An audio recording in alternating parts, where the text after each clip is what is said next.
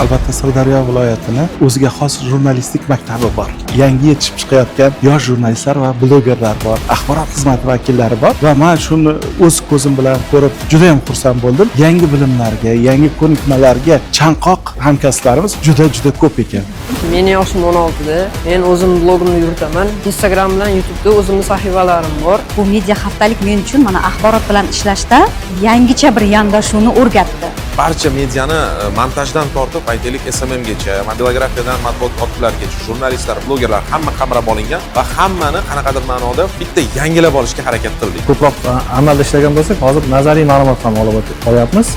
Bu mahsulotlar nafaqat mana shu hududda istiqomat qiluvchi tomoshabinlar uchun, balki respublikamizning boshqa hududlarida istiqomat qiladigan yurtdoshlarimiz va umuman olganda xorijiy auditoriyaga ham juda qiziq bo'ladi. Bugun loyihaning 4-kuni aynan bugun hujjatli film yaratish va blog yuritish, shuning bilan bir qatorda auditoriya bilan ishlash masalalariga alohida e'tibor qaratildi.